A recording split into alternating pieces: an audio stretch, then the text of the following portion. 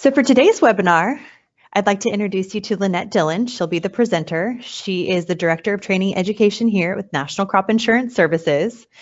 She supervises the training activities. She oversees the NCIS Training and Education Committee, and she manages the NCIS Crop Adjuster Proficiency Program, also known as CAP. She started working in crop insurance in 1984 and has worked in an underwriting training capacity for 5 crop insurance companies prior to working at NCIS. Lynette's favorite thing about crop insurance is that nothing ever stays the same, and that is so true. Her interest is that she loves to travel all parts of the world. So I'm going to hand it over to Lynette, and she'll begin the presentation.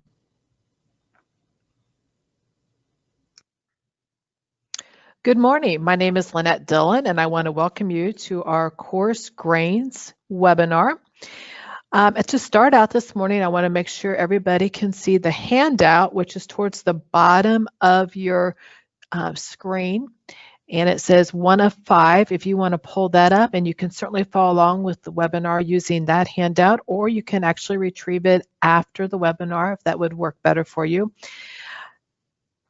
As we get started today, I want to remind everybody that coarse grains includes corn, grain sorghum, and soybean. And today we do have 3 primary focus today. First of all, I want to go over our objectives. This webinar will provide participants with information on coarse grains. Hopefully it will help you better manage your risk. Secondly, I'm going to present general crop insurance basic information. There's a lot to the crop insurance policy, and I just want to highlight several issues, hopefully to better understand the expectations when you go in to talk to a crop insurance agent. And last but certainly not least, one of our objectives is to learn how to engage the services of a crop insurance agent. And I'll actually show how to do that with several screenshots, and we're going to look at the RMA website when we discuss that. So in order to get started today, I want to talk about some statistics specifically in the state of Pennsylvania. Now, these statistics are based on December 2018 reports from Risk Management Agency. So let's first start with corn. Corn actually had 4,557 policies sold. And out of those policies sold, over 3,700 of them earned premium, which means 3,700 of them actually had acreage planted. Also under corn, notice the liability. It's well over $241 million in liability and 639,875 acres planted. Now, when I talk about total premium, which is over $25 million for corn, and remember, this is in the state of Pennsylvania, remember that total premium is always going to be before the premium discount that's offered by Risk Management Agency.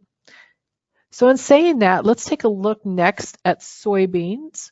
Soybeans had over 3,255 policies sold. Out of those policies, there are 2,560 earning premium. Take a look at the liability and the acres planted numbers. As far as total premium, over $10 million sold. Last but certainly not least is grain sorghum. Now, it does look like grain sorghum is not a real popular crop in Pennsylvania, but that is part of the coarse grains crop provision, so we'll highlight Milo as we go through today's webinar. Grain sorghum had 72 policies sold and with 18 policies earning premium, 859,000 liability, over 1,300 acres were planted, and take a look at the $27,865 earning, or I'm sorry, with total premium. So that should give you a little bit of a highlight there regarding statistics for coarse grains, specifically in the state of Pennsylvania. We have 6 different sections we're going to cover today in our webinar. So let's first get started on the crop introduction. I'm just going to talk a little bit about crop types, practices, what the crop is used for, and that sort of thing as we go through our first section of the webinar. Coarse grains are insurable if premium rates are provided by the actuarial documents and if it's a type listed in the actuarials. Now, when I say those two items, you will need to see your agent for both of those because they will have access to the actuarial documents to see about premium rates and if it's a type listed that's actually insurable. Also, coarse grains are insurable if it's adapted to the area. Let's talk specifically about corn. This is from the crop provisions. Both grain and silage planted for harvest are insurable in the state of Pennsylvania. For grain sorghum, it would be insurable if it's planted for harvest as grain and is a hybrid type of seed grown from a hybrid seed, and that is not a dual-purpose type of grain sorghum. A dual-purpose type of grain sorghum is a type used for both grain and forage, and that's not allowed unless by written agreement. For soybeans, the crop insured will be all the soybeans in a county that are planted for harvest as beans. I want you to take a look on the screen also for practices. Practices include irrigated, non-irrigated, and organic for all three crops. A little bit more information regarding corn, and again, this is from the Coarse Grains provisions. Corn crop insured will be all corn that is yellow dent or white corn, including mixed yellow and white, waxy or high lysine corn, high oil corn blends containing mixtures of at least 90% high yielding yellow dent female plants with high oil male pollinator plants, or commercial varieties of high protein hybrids. And that's a little bit extra from the coarse grains. Just keep in mind though, for crops, types, or practices not insurable in county, you'll need to consult a crop insurance agent about the availability of coverage through a written agreement. And I'm going to talk a little bit more about the written agreement webinar that is recorded if you want to take a look at that as we finish this webinar. So, since we're talking about the different crops, let's take a look about actually what is corn used for. Corn is mainly field corn that's processed. It can be used as corn cereal, starch, corn oil, corn syrup for human consumptions. It's primarily used for livestock feed, ethanol production, and manufactured goods. This can be turned into a high fructose corn syrup or even bio-based plastics. As far as grain sorghum uses, grain sorghum has traditionally been used for livestock feed and in ethanol plants. Sorghum used to be a staple sweetener in the South and went by the name of sorghum molasses. In the gluten-free market, it can be used as a grain or ground into a flour. And just for fun, it can be popped like popcorn or cooked into a risotto.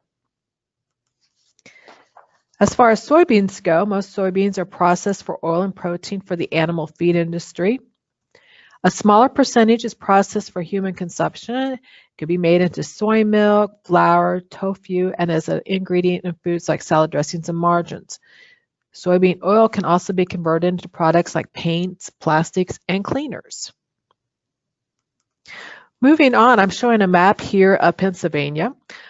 Corn, milo, and soybean are available for coverage in most counties, but I would caution you to contact your crop agent for more details or to discuss a written agreement if the crop is uninsurable in the county. So I have the first poll question for you. Molly's going to pull up the poll question, and it asks, generally, coarse grains are insurable if, and I want you to mark all that apply. We'll give you a few seconds to mark all that apply.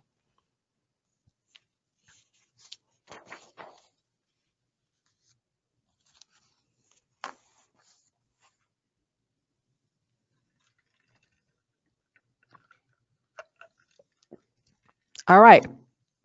If you answered every single one of them, you have all the correct answers. The correct answers are all three. So moving on, congratulations for those of you who got that. Moving on, let's talk about types of coverage available. Again, you're going to need to discuss with your agent the type of coverage that might best suit your management needs on your farm. But for coarse grains in the state of Pennsylvania, there are 4 different types of coverage available. We have revenue protection with the harvest price exclusion, also revenue protection, yield protection, and I think a lot of you have heard about the whole farm revenue protection. So we're going to talk a little bit about all four of those types. Again, our first type we're going to review is the yield protection plan. This is a very simple plan. It just protects against loss of production. The price is established according to the Crops Commodity Board of Trade and Exchange. And for the state of Pennsylvania, the Commodity Board of Trade is actually the Chicago Board of Trade that's used to establish the price, calculated by multiplying the approved yield by the level of coverage by projected price. And this is only available for crops that also have revenue protection available. So that's the first type of coverage. Let's take a look now at revenue protection. I will tell you that revenue protection is the most popular plan throughout the entire United States. This does provide protection against the loss of revenue caused by price increase or decrease, low yields, or a combination of both. Now, I will say that corn silage, the protection is only provided for production losses. So keep that in mind if you should plant corn silage. Coverage guarantees an amount based on the farmer's APH and the greater of the projected price or the harvest price. Again, that's established by the Chicago Board of Trade. An indemnity may be due in the calculated revenue, which means the farmer's current year's production times the harvest price is less than the revenue protection guarantee for the crop acreage, and losses are paid using the harvest price. Now keep in mind, while the revenue protection guarantee may increase, the premium will not. The projected price is used to calculate the premium and replant payment or preventive planting payments. Generally, crops such as corn, soybeans, and wheat, among a few others, are covered under this plan. Our third type of coverage is the revenue protection with harvest price exclusion. Now, that's very similar to the revenue protection on the previous slide. However, revenue protection with the harvest price exclusion provides protection against loss of revenue caused by price decrease, low yields, or a combination of both. In this plan, the producer does not receive the benefit of upward price movement with the harvest price, the revenue protection with the harvest price exclusion. Unlike revenue protection, the revenue protection guarantee for the harvest price exclusion product is based on the projected price only, and it does not increase based on a harvest price. Again, crops such as corn, soybeans, barley, and wheat are eligible under this plan. Now, for revenue protection with harvest price exclusion, and yield protection, there are supplemental coverage options such as trend-adjusted yield option, yield exclusion, and it's important that you discuss these different options with your agent if you're interested in those sort of things. Last but certainly not least, let's talk about our fourth type of coverage, and I have a few more slides on whole farm revenue protection. It is an up-and-coming product. It's becoming fairly popular. There's a lot of talk about it, so I do want to spend just a few more slides talking about this. First of all, what does whole farm revenue protection cover? This is revenue from all commodities produced on the farm during the insurance year. Note that includes animals and animal products, commodities purchased for resale. It does exclude timber, forest products, and animals for sport, show, or pets. There is a replant cost for annual crops with some approval. On our next slide, let's go over what the features of the whole farm revenue protection product is. All farm revenue is insured together under one policy. Individual commodity losses are not considered under this product. It is the overall farm revenue that determines the losses. There is a premium discount available, and it depends on the farm diversification. So farms with 2 or more commodities receive whole farm premium discount, and farms with only 1 commodity receive the basic premium discount. Moving on to the next slide, it does show some features of the whole farm product. The coverage levels or you can choose coverage levels from 50 through 85% and 5% increment. Diversification of 3 commodities is required for the 80 and the 85% coverage level. There is no catastrophic level of whole farm revenue protection available. We're not going to talk a lot about catastrophic levels today or the CAT product. Only to say it's a very low level of coverage, and most farmers don't use it because it doesn't cover the risk as it should. So every once in a while, I'll just say something a little bit about CAT just to keep you informed of the prices, coverage levels, and what options may not be available for the CAT level. Historic revenue is adjusted to reflect the farm expansion, so there is an indexing feature that accounts for historical farm growth. Expanding operations provision allows for up to 35% growth over the historic average with insurance company approval. So you might be asking yourself, what kinds of farms can benefit from whole farm revenue protection? This is well suited for highly diverse farms, farms with specialty commodities, or farms that sell to direct markets, specialty markets, regional or local markets, and farm identity preserved markets. This is available to all farmers or ranchers that qualify, and there are some limits for qualification. Now, I do want to remind you that we do have 2 whole farm revenue protection webinars scheduled for February 5th and 7th. That's next Tuesday and Thursday. The content will be different for both of those webinars. So if this is something you're interested in, I would certainly encourage you to sign up for that webinar on the Crop Insurance in America website. So now I think we're ready for our next poll question. We're going to bring that next poll question up, and it asks you to list the plans of insurance available for coarse grains. Again, I want you to mark all that apply, and I'll give you a few seconds to do that.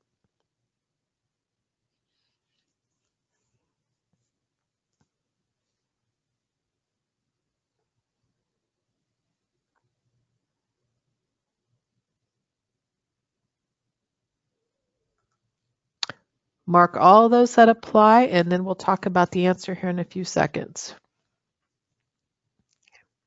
So if you marked whole farm revenue protection, yield protection, and then the revenue protection with harvest price exclusion, which is all of them, you got the answer right. So congrats to those who got the answer correct.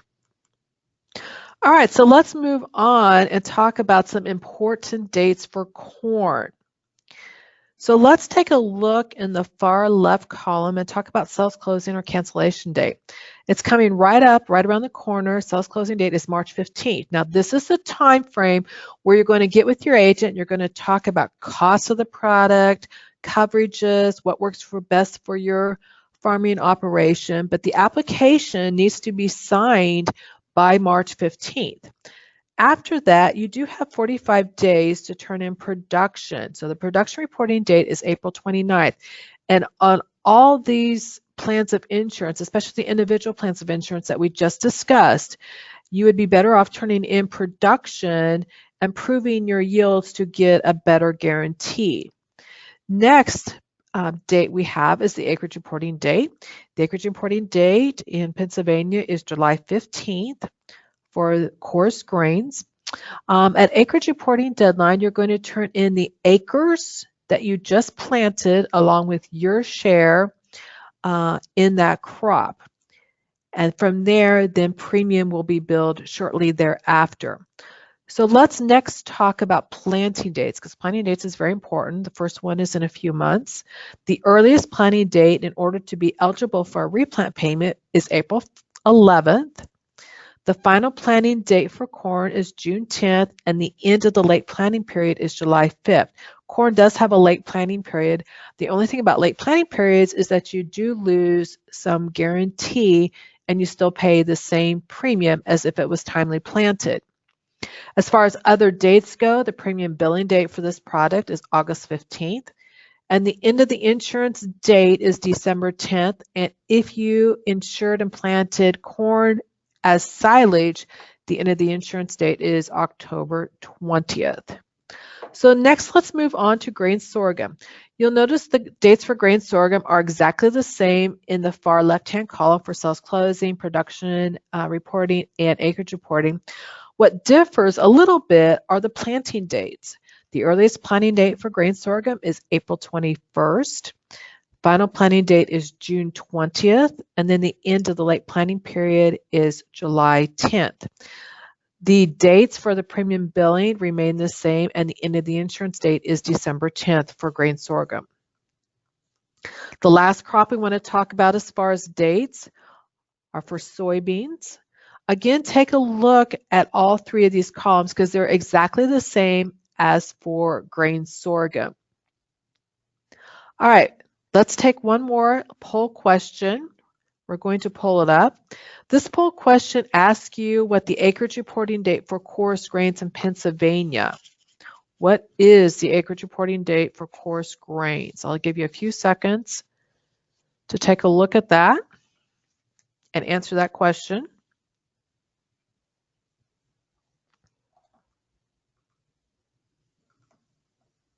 And there's only one answer for this question, by the way, so one answer only. Okay, if you chose July 15th, you are correct. Congratulations. All right, let's move on next to price elections. First of all, I want to talk about something called the Commodity Exchange Price Provisions. This is part of the policy. This provisions contains information to derive the projected price and the harvest price for the individual types of coverage. It includes the price discovery period, release dates, Board of Trade use, and the additional pricing information. Now let's take a look at the projected price. The projected price is always released before sales closing. It's used to calculate premium, replant payment, and any preventive planning payment. The harvest price is just that. It's usually released around harvest. It's used to value the production account under the revenue products. Again, just a reminder, the Chicago Board of Trade is the one used for the state of Pennsylvania. Let's talk a little bit about causes of loss. Remember, this type of insurance is provided to protect against unavoidable, naturally occurring events such as adverse weather conditions. If you take a look at that first bullet, you can see what adverse weather conditions might be. Also, failure of irrigation water supply if caused by an insurance peril during the insurance year, natural causes for fire, the harvest price decline below the projected price when the revenue protection is in effect. Also covers for earthquake, volcanic eruption, insect damage and plant disease, and also wildlife. All right, so let's move on to our next portion of the webinar. This is called General Crop Basics.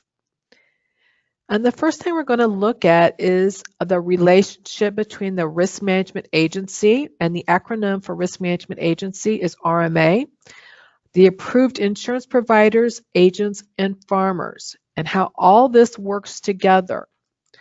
So over the next 5 slides, let's discuss how RMA and FCIC is the Federal Crop Insurance Corporation, how they work with insurance providers to provide effective crop coverage through agents to the insured. So the Federal Crop Insurance Corporation's role is to establish provisions, rules, regs, and rates. They also work with Risk Management Agency to oversee the crop insurance program. RMA also administrates premium discounts and provides support and outreach. Taking a look at the insurance or approved insurance providers, they contract with licensed agents to market crop insurance, and the agent receives commission. Now, a couple of other things about the insurance provider. They have a standard reinsurance agreement with Risk Management Agency to sell the federal crop product. Currently, there are 15 insurance providers that are contracted with RMA to provide crop insurance. Let's take a look at the agent's role. The agent provides product and premium information to the insured. They also collect the required information, including the application, production, and acreage report. It's their job to build relationship with farmers, and they must stay current with the crop insurance program. When I talk about staying current with the crop insurance program, they're required to have 3 hours of training each and every year. And if they're a brand new agent, they get 12 hours of training. And in a few slides here, we're also going to show you how to locate an agent in the state of Pennsylvania. Last but certainly not least, let's talk about the importance of the farmer. The farmer has ownership in the crop. They enter into a crop or contract to insure it. That means they sign an application. It's their job to report the required information. They pay all premiums and fees. Also, they must follow the appropriate farming practices and notify the insurance provider in the event of a loss. They will receive an indemnity payment when an insurable loss occurs if the guarantees are not met. Let's move into the crop insurance agent locator. I have some slides here that actually show the risk management agency's website. So in order to find an agent in the state of Pennsylvania, first of all, in your browser, I want you to enter this address. It's just www.rma.usda.gov/. Once you get to that, you'll notice here I've circled over here towards the middle part of the slide, find an agent. You would click on that. It will take you to a screen that looks like this. And in the screen over towards the left side of the page, you will click on RMA Agent Locator.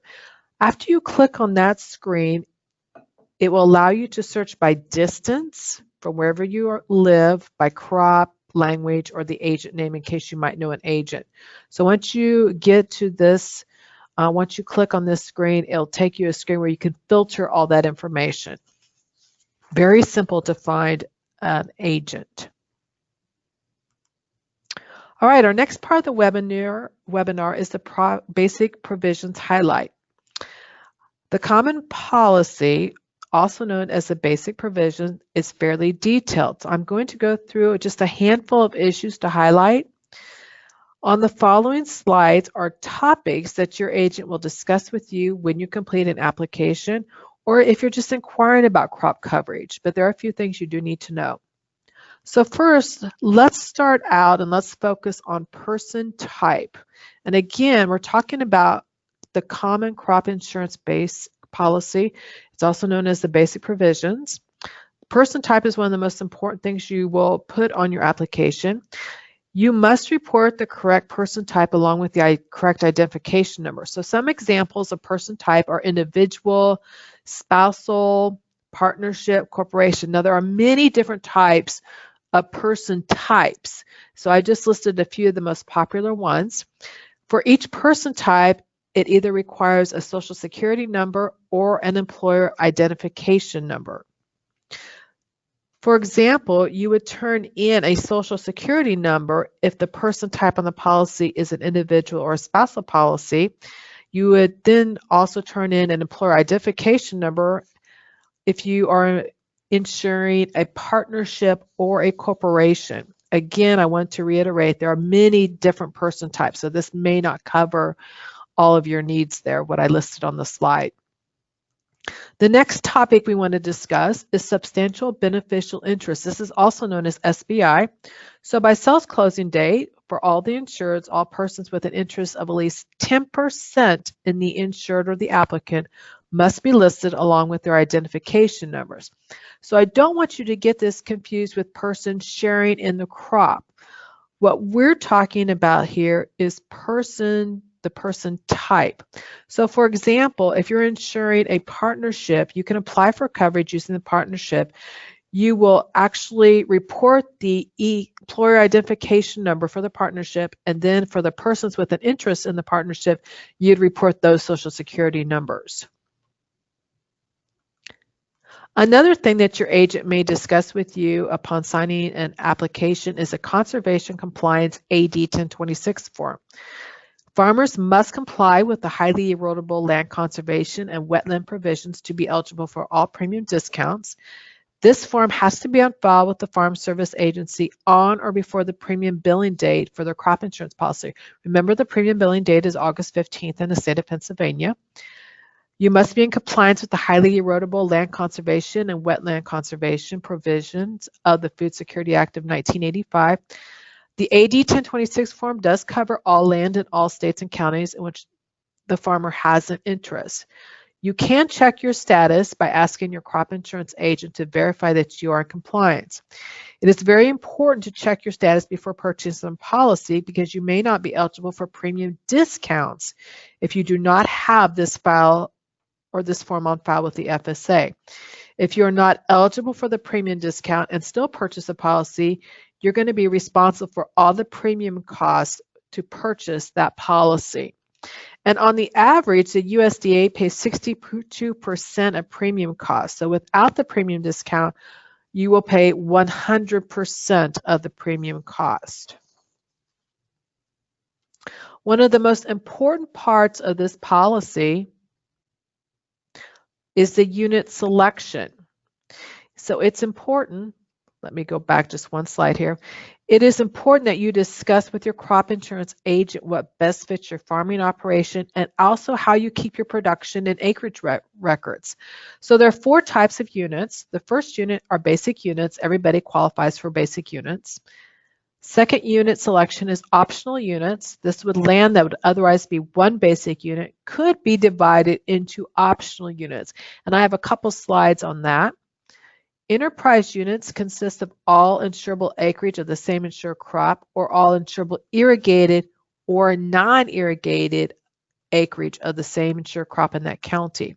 Last but not least, we have whole farm units, all insurable acreage of all insured crops planted in the county in which the farmer has a share.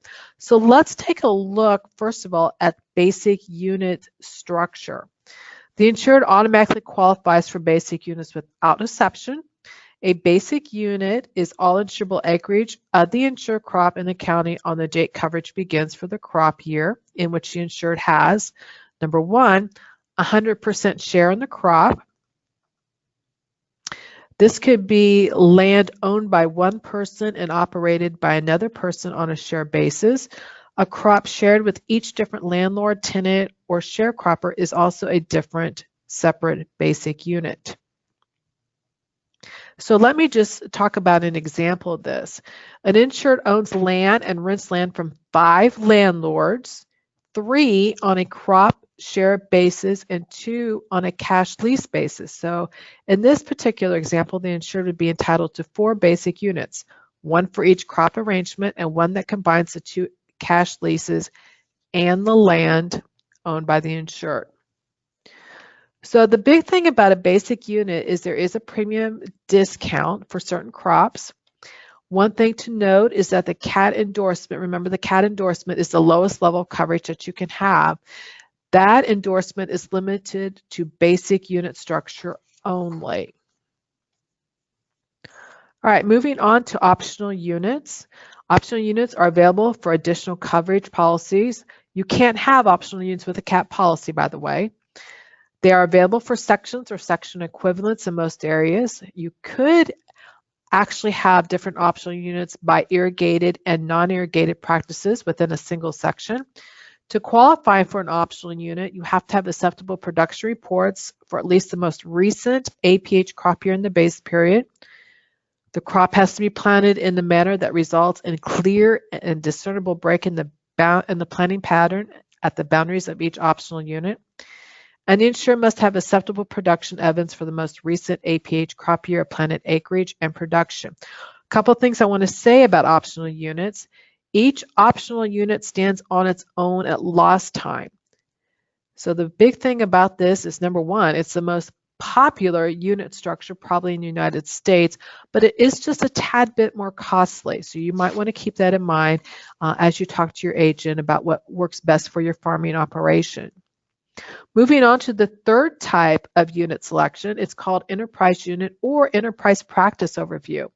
The enterprise unit consists of all the insurable acreage of the same insured crop, or you could have all insurable irrigated or non-irrigated acreage of the same insured crop in the county. Farmers may elect separate enterprise units by irrigated and or non-irrigated practices if this allowed by the actuarial documents. This is only available on additional coverage policies. It has to be elected on or before sales closing date, and the election is continuous. There are additional qualifications to qualify for an enterprise unit, so it's very important that you discuss this option thoroughly with your agent. And as you can imagine, if you're combining all the insurable acreage of the same insured crop into one enterprise unit, it does qualify for a pretty substantial discount. So again, talk to your agent about that, see if that works best for you.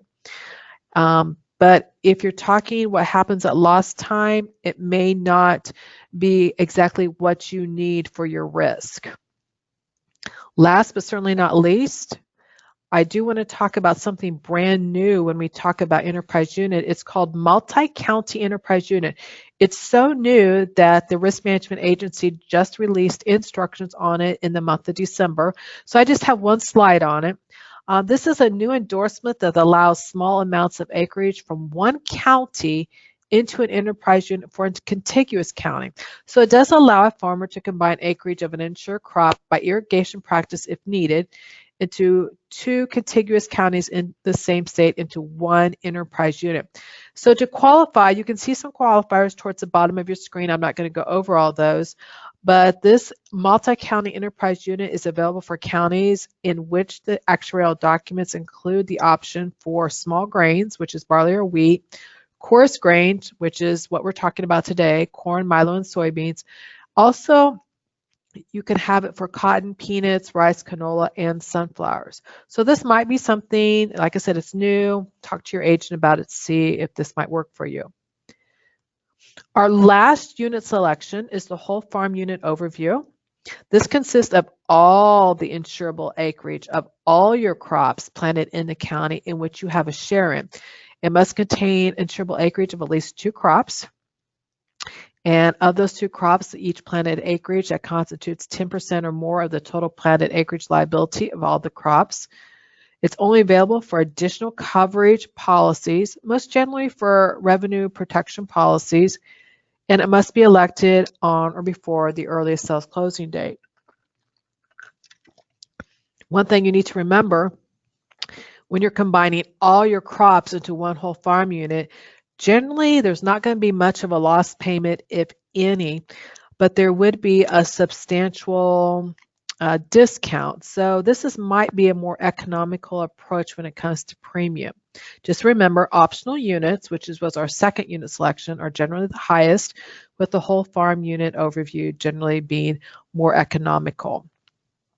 Remember that production reports for all these unit structures that we just discussed must be filed by the production reporting deadline. Since we're talking about production records, let's talk a little bit about record retention. Again, this is one of the most important parts of the common crop policy. So complete records of the planting, replanting, production, harvesting, disposition of the insured crop on each unit must be retained for 3 years after the end of the crop year. So farmers must have acceptable production evidence to support the information on the production report. You're not really required to submit production unless requested by the insurance provider or by risk management agency. So an example of this, if farmer supports or submits a production report certifying production for the 2015 through the 2018 crop years that's used for the 2019 APH database, all the evidence substantiating the 2015 through 2018 crop year production must be retained until the calendar date for the end of the insurance period of the 2022 crop year. Also remember that measurements from farm store production are also acceptable for crops such as corn, oats, soybean, and wheat. So it's important that farmers keep separate measurements of production by unit when placed in those farm storage structures. We all know that Pennsylvania is famous for organic crop farms. So let's talk a little bit about organic crops. The crop insurance is provided for the organic farming practices if it's specified on the actuarial table or allowed by written agreement. The following acreage is insurable: certified organic acreage, transitional acreage being converted to certified organic acreage. Generally that takes 3 years, and also the buffer zone acreage is insurable under the crop insurance policy. A written organic certificate must be in effect from a certified agent, and you can see what that certificate must indicate 4 items there on the slide. As far as prices go for organic pricing, contract pricing is available for both certified organic and transitional acreage offered under the contract price addendum. Now, I'm not going to talk too much about the price addendum. Again, I do recommend that you talk to your agent about that. Organic prices for yield protection plan and the revenue plans for both the projected and harvest price are available in certain locations and for certain crop types.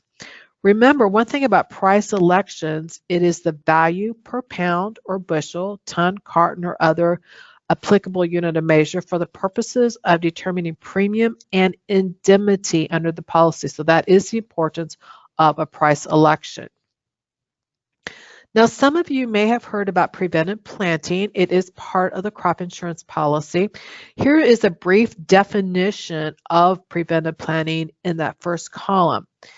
It provides farmers valuable protection in the event they are unable to plant an insured crop by the final planting date or during the late planting period due to an insured cause of loss. When adverse weather prevents planting, a preventive planting payment is made to compensate for the producer's pre-planting costs generally incurred in the preparation for planting the crop.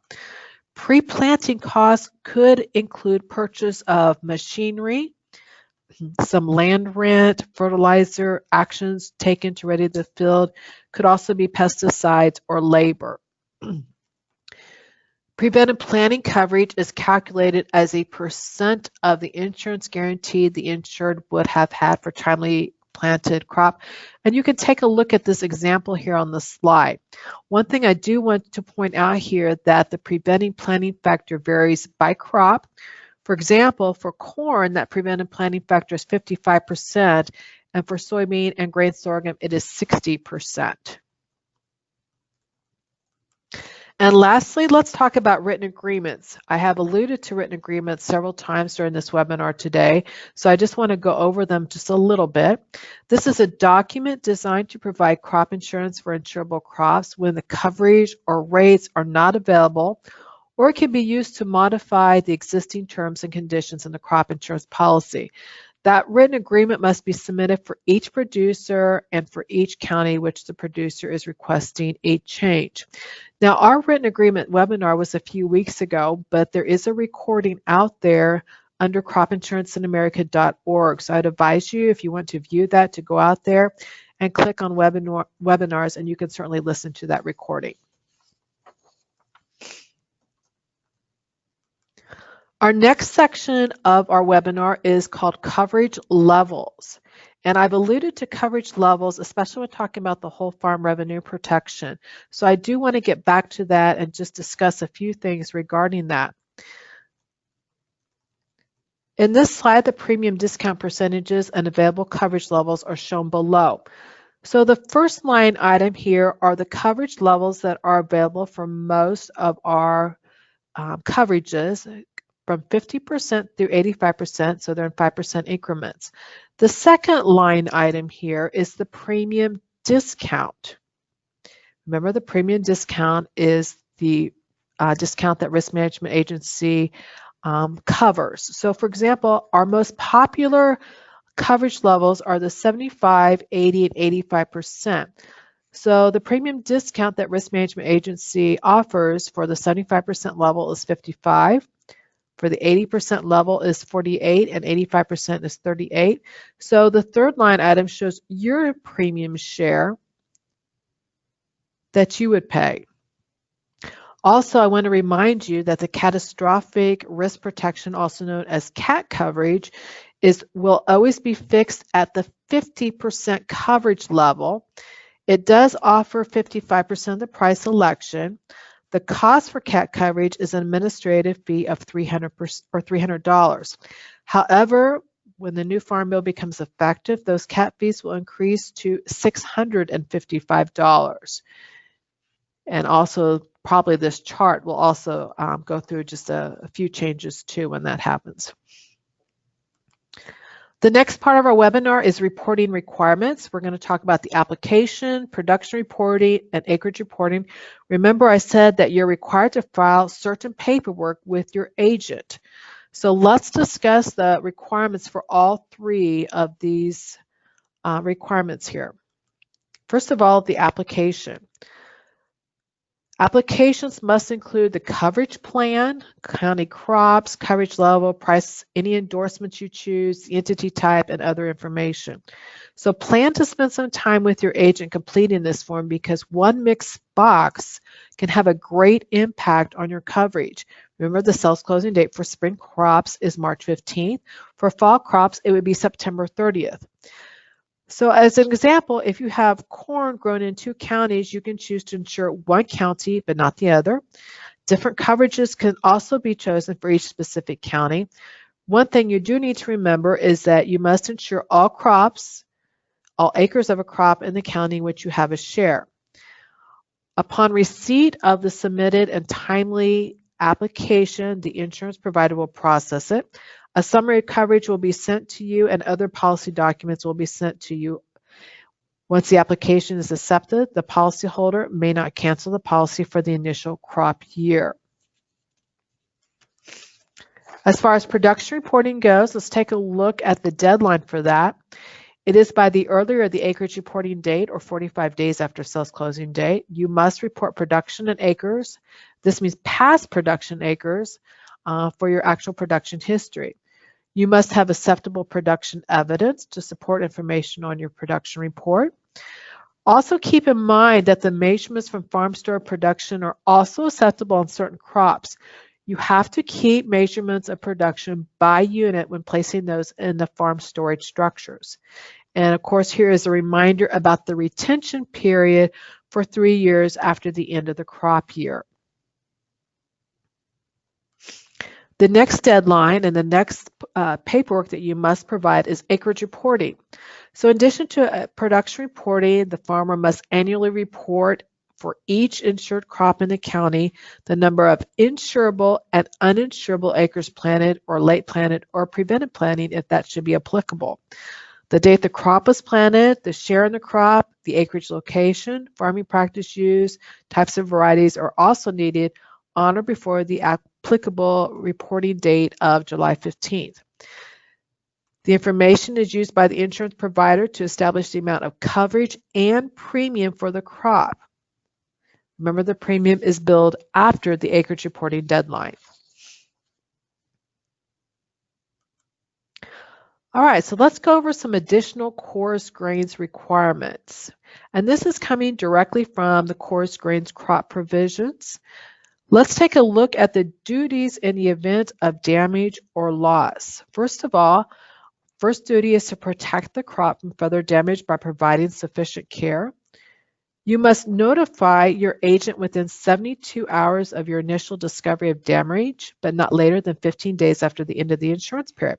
Let's talk a little bit about that insurance period. This is the last date the insurance coverage ceases for that crop. It could be the total destruction of the insured crop, the harvest of the crop, final adjustment of a loss on a unit, or the calendar date contained in the crop or special provisions. I also want to note that if you're insuring corn silage, that notice must be provided no later than 15 days after the latest end of the insurance period applicable to the unit. The third duty in the event of damage or loss is to leave representative samples intact for each field in the damaged unit so the adjuster can take a look at that. A reminder for revenue losses on a revenue production plan, that is no later than 45 days after the latest date the harvest price is released. And if you have prevented planting, you still must report that acreage on your acreage report as prevented planting, but you also have to report no later than 72 hours after the final planting date, or if it's determined that replanting is not possible during the late planting period. So there's several things you need to remember depending on the type of coverage that you purchased. Quality adjustment for coarse grains. They are provisions that provide for a reduction in the production to count when the quality other mature, appraised, or harvested production is reduced to insurance causes. So the quantity of production account is reduced when it meets the requirements stated in the crop policy or the special provisions. Quality will be a factor in determining your loss only if the conditions resulted from a covered cause of loss. You must report this to your agent in the event of a loss to ensure that you understand who can obtain samples for quality adjustment. A farmer cannot pull the samples themselves. It has to be done by a disinterested third party. All right, so let's take a little bit of time to summarize what we learned today in our webinar. Let's first take a look at the crop insurance cycle. In today's webinar, we have gone over the application process. Remember, the application must be signed by March 15th. I would certainly give yourself some time to discuss what works best for your farming risk management needs. Take some time to talk to your agent. Your agent can run a premium estimate for you, and you might need some time to think about it. So I would not wait till the last minute to contact an agent. But the application is the first thing to do in the crop insurance cycle. Once you sign the application, then you're going to report past year's production. You're going to select your unit coverage, and also you're going to report acreage during this time. After you report acreage, a billing will be sent to you around August 15th for spring planted crops. Should you have a claim, that would come next in our crop insurance cycle. And we just reviewed the duties in the event of damage or loss. Once the claim is adjusted, and if you're entitled to an indemnity payment, you'll be paid at that point. And then after that, RMA may make changes to the programs or updates to the programs, and the whole cycle starts again. So that's just a little bit about the crop insurance cycle. In summary, the main thing I want to get across is to contact a local crop insurance agent before March 15th to discuss coarse grains coverage, calculating that coverage and cost to determine the coverage that's right for you, and to complete an application. As we end our webinar today, I want to let you know that tomorrow you will be receiving a survey. We would certainly like to hear back from you. We do appreciate any and all feedback, and I would certainly recommend that you go to our Crop Insurance in America website and sign up for other webinars. We will be doing one Thursday on fresh processing, and then of course the one next week on the whole farm revenue protection. Remember, February 5th and 7th, both of those will be different content for whole farm, and then throughout the month of February we'll be doing various other webinars. So I do thank you for your attentiveness today, and if you have any questions. There are no questions, so I think we're good. Again, thank you, and that concludes our Coarse Grains webinar.